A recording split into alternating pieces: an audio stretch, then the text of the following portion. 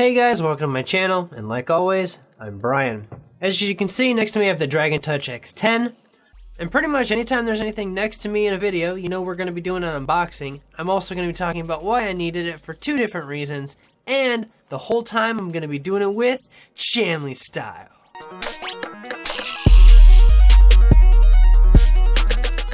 So pretty much the big reason why I've decided to make the big push or the jump for another tablet, even though I'm not much of a tablet guy, is my my Toshiba Thrive is dying. And it pretty much won't work unless it's on power 24/7, so it pretty much makes it obsolete for what I needed to do. Not to mention the fact that it's got a 2-core Tegra 1 or Tegra 2 processor in it, which doesn't really cut the mustard anymore, and that thing can't even play Candy Crush, so it's barely even a tablet anymore. It's sad that I paid like $700 for it in 2011. That thing was obsolete in 2012. So I picked this thing, hoping that it'll be, you know, a valid item in my house for more than just a year, and also I'm going to be using it for like a viewing screen for my camera, so hopefully I can get some better videos out there for you guys. So that being out of the way, let's go ahead and move into the unboxing. Starting off with the front of the box, obviously we have the name, the Dragon Touch X10. Got a picture of it over here with some sunflowers and things like that. Excels in touch, outstanding in service. It's octa-core, which was a big selling point for me. Android, it's I think it can handle the 5.1 Android right now, which is the latest. Dual camera, meaning that it has a camera on the front and the back. It's Wi-Fi capable, which I hope to God a tablet's Wi-Fi capable at this point. And it's got an ISP screen, which I have found pretty interesting, since ISP screens were a big selling point for, you know, gamers and things like that, for monitors and all that such. Now on the back we've got in 3 different languages, and over here it just says that the CPU is the Allwinner A83T. It's an octa-core that's overclocked to 2.0 gigahertz, which is pretty awesome since the 83T I think can only go up to like maybe 1.6. So if they got it up to 2, that's pretty sweet. Operating system is Google Android OS, which I already talked about. It's a 10.6-inch screen, meaning that it's 1366 by 768 pixels in HD. It's multi-touch ISP screen, has a gigabyte of RAM, 16 gigabytes of storage, the front and rear facing camera like we talked about, and it's compatible with Wi-Fi 802.11b and G, which is pretty sweet. It doesn't go up to N, but you know what? You don't need N. Let me go ahead and slide it out of the package right now. And if you look, the box itself is nothing but white, so nothing special to see there. We'll just pop the top off. Got a nice little foam thing to protect the screen. Over in the side here, we have, I'm assuming is the charger. Let's see what that is. Yep, pretty compact, tiny little charger right there. And then we have another USB cord, which I don't need because I have like thousands of these Android USB chargers, but whatever. And there's this guy right here, which is pretty sweet. Now let's get over to it. Some more foam. This is really nice foam, by the way, so they're definitely trying to protect their package while keeping it a very small box. And here is the tablet itself. We've got some manuals, another box, silica gel packet, if you need help, user manual, and redeem for a free gift. Let's see, your experience is important to us. Get a free gift by sharing your experience. So basically, if I do a review and give them a good something, they'll give me something for it. Okay, sounds good. So the original plan was to take some like fingernail polish or some isopropyl alcohol and kind of try to remove the paint off of the screen protector so I wouldn't have to, you know, buy a screen protector.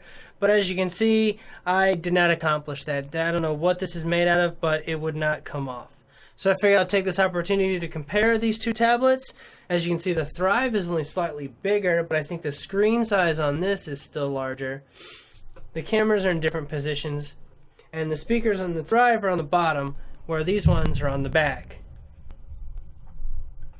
Moving on, if you look, the Thrive is thicker than the Dragon Touch. So the Dragon Touch definitely has the advantage in being able to be more portable. Trying to remove the paint from the screen protector was a failed idea, so I went ahead and I just peeled it off and got it out of the way. Let's take a look at what else this tablet has to offer. So if you look right here, there is a tiny little micro SD slot right here. I went ahead and I put an 8 gigabyte stick in there from one of my old cell phones. We have mini USB, we have mini HDMI, we have a full-size USB, we have the power charger, and we also have a headphones jack. Over here, we have the power and the volume up and down, along with a 5 megapixel camera, and then the description of the tablet itself. The speakers are also located on the rear. Alright guys, so I went ahead and I did all the boring stuff. I turned it on, logged in, got all the updates, except for like the firmware update. I got the programs that I wanted and I tested it out, and so far so good. Like I said, I got it for 2 reasons. So I wanted it to be an upgrade to my tablet. And so I looked it up. This thing's worth about $100, brand new. Brand new battery for it costs about $50. This one I picked up for $120. Don't be fooled. There's one that's out there that's $130, but it comes pre-installed with Lollipop, which is Android 5.1. This one only has 4.4 on it, which is not a big deal because you can upgrade it yourself. If you're willing to pay the $10 to have someone else upgrade it for you, then that's cool, I guess. Also, the reason I picked this one is for the full-size USB. This one had a full-size USB on it, and it works really well with my camera. Let me show you.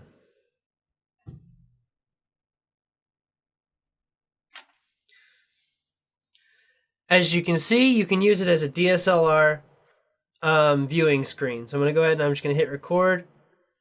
And now my camera is recording everything that's happening right now.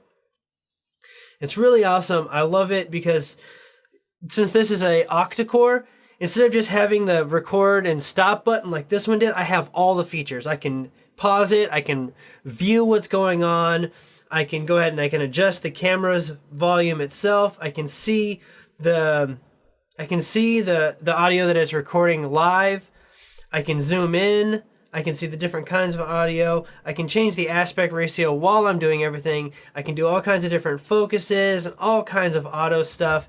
It's really sweet. I'm pretty happy with that situation. And like I said, having the full-size USB over here really helped being able to connect it to the camera. So hopefully I'll be getting some better videos out there for you guys. Now this is the old case that I had my Toshiba Thrive in. I just kind of slid it in there to see if it'd work, and surprisingly it fits well. So we'll see how it goes. It's a little smaller, so it might not be the best case for it, but it's something, and I just figured it'd be really good for a display type deal since it stands it up and makes it look all pretty. Alright, now that being said, I wanted to make sure that it could do a lot of other things that I got it for. Like this one over here, I have something called N64 OID, and so I wanted to make sure that it would be able to play this as well.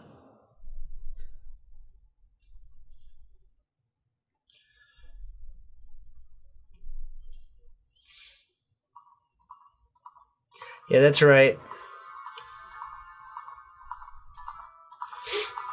And as you can see, it looks really nice too. So that worked out really well for me. Go ahead and get rid of this. All right, good, gone. So it does work as a great viewing screen, and it does, and it was able to handle the old apps that I had on this thing. So up front, it's a pretty good deal for for basically being a $20 upgrade to this one, which, yeah, it's way more than that. It definitely blows this thing out of the water.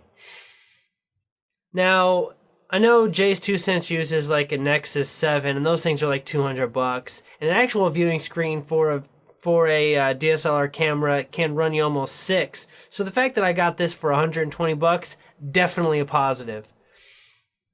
Really, the only negative thing I can say about this is the way you have to update the firmware. Any other tablet or Android device I've had, you like click a button, it scans, it goes, hey, you can get Lollipop now. And then you hit go, it downloads it, you have to make sure it's plugged in, obviously, because you don't want it to die in the middle of a firmware update. And then, hey, guess what? Some time goes by and then you have a Lollipop. This? No. No, it's not that easy. You have to download something onto your PC, then download the firmware to your PC, install this thing, unlock a RAR, then through the USB, you update from your PC to your tablet to upgrade it. I haven't done it yet, and I'm really not in a hurry because it sounds asinine. It kind of makes me a little happy because there was predictions that tablets would take over mobile media, so like laptops and PCs would start going away. But since this is codependent to a PC, it kind of makes me happy, but at the same time, it's bullshit. Like, why is it so hard to update? And the only instructional video is like 15 fucking minutes long. Go fuck yourself. You should have like a list of what to do, and it shouldn't be longer than 5 minutes, and it's an instructional. Like, if it really takes 15 minutes just to watch someone else upgrade this, I really am not in a hurry to do it myself. That's terrible. Another positive to this thing is it actually came with about 81% battery already on it, so I didn't have to charge it out of the box. So at least there's another positive for this tablet as well. Alright guys, well, I hope you liked my video. I hope it was helpful to you. If you're curious about the DSLR controller, maybe I'll post a link in that in the video. It's about $7, but it's definitely worth it, especially since it turns a tablet into a bigger camera viewing screen instead of like this tiny like 2-inch screen that's already on my camera. Go ahead and leave comments down below. Give me a like if you like this video. I also have all my social media down in the description, so go ahead and check that out as well. This was the unboxing and review of the Dragon X10, done with Chanley style.